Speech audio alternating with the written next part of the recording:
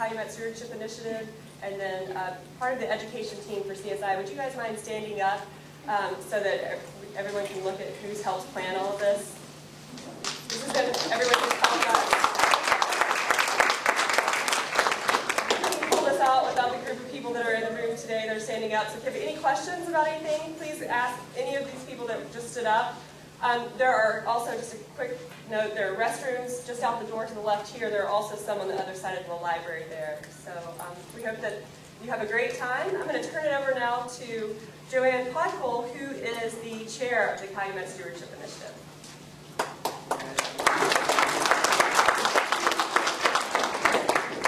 I'd be a little more comfortable if I just stood here. You can see me from out there. I hope you can see me from here. Okay. My job is to introduce our keynote speaker, Michael Howard. I want to say this. A few days ago, we watched Lost in La Mancha. Now, it's a movie about a disastrous attempt to make a movie about Don Quixote. When the technology, the leading man, and even the weather in sunny Spain turned against them. It turned into an impossible dream. So at the end, the production company called it quits.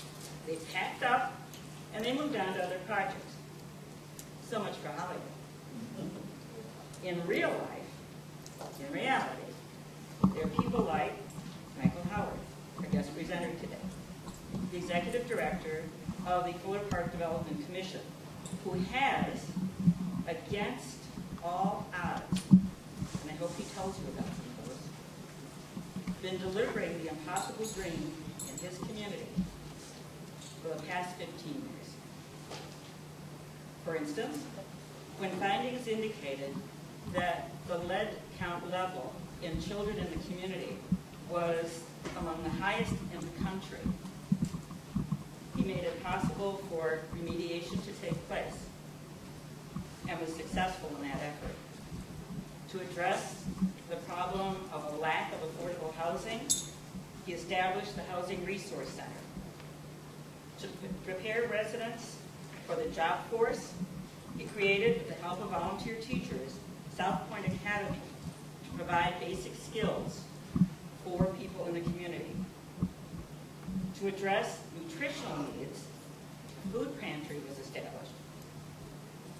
To help city kids connect with nature, he built Eden Place, the miracle on 43rd Street, as Amelia said, a sanctuary in the middle of the city. Tons of garbage, can you imagine? 23 tons of garbage.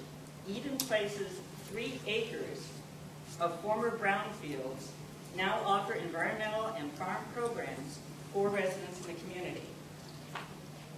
Eden Place even has a window to get us back to Don Quixote, right? Okay.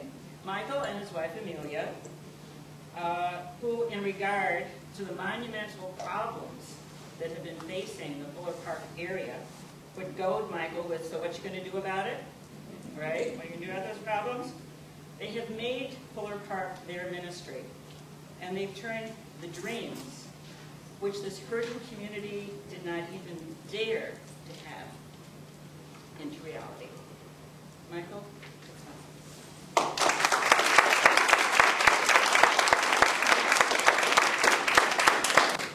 Wow, that's pretty humbling there, I tell you. You are. I'm overwhelmed. I wonder who the guy is. Our jobs as educators is the key focal point in a child's life. Let us ask that question today. What type of teacher or educator do you want to be? Now, I want to talk to the teachers in you right now, because I want to talk about some real truths. Some of you seasoned teachers in the room, you probably already know this. Some of you young folks, it's like my daughter, who just graduated, Golden Apple Scholar, will be teaching this fall. I want you to understand that you have to, as teachers, engage children in a more creative way, because you've got so much competition.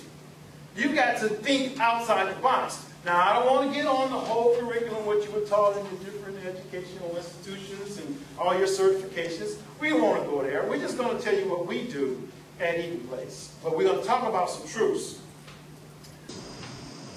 Most teachers do not embrace outdoor learning. Can we say amen?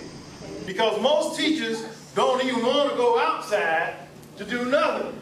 Because they've got their curriculum set up, they got their class schedule set up, they've got everything, their work plan done, and they got the books and the teaching aids already, and if they go outside, that's going to waste time.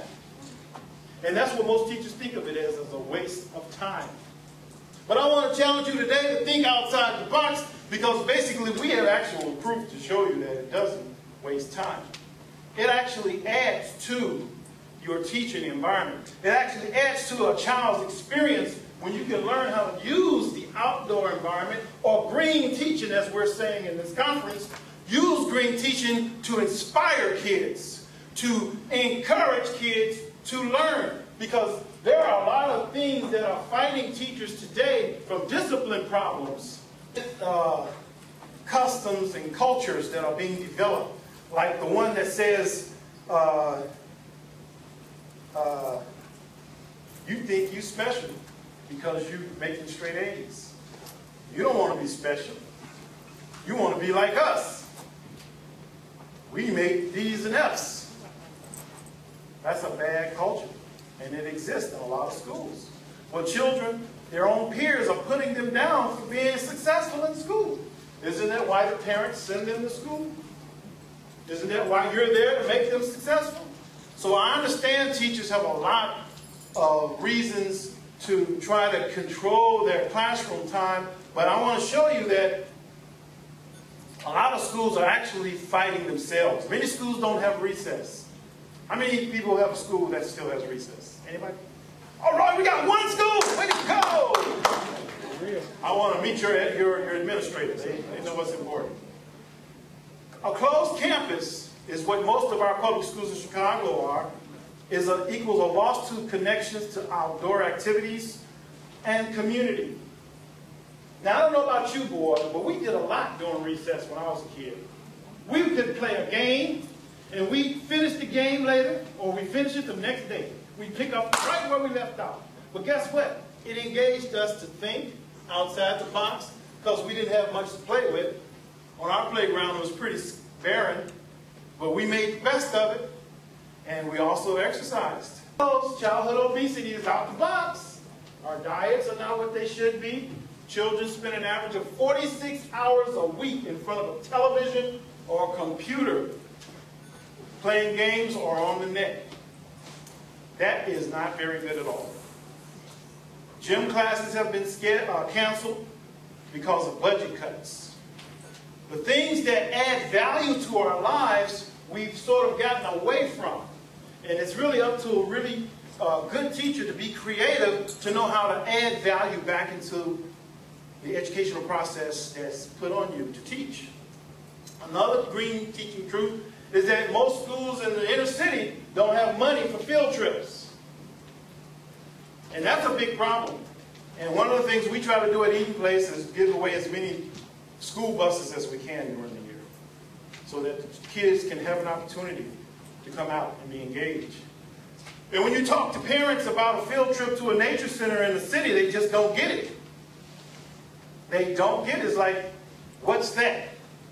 What's it for? Ain't nothing over there but weeds. Why you want to go there? This is the mindset that embattles teachers who understand the value of a green teaching curriculum. Because basically, you'd be surprised what a child can learn on a field trip other than facts and figures. You'll be surprised what a child can be inspired to do on a field trip just to a woodland area, just to a beautiful beach. A gifted teacher is able to take that opportunity and show them wonders with a different set of eyes.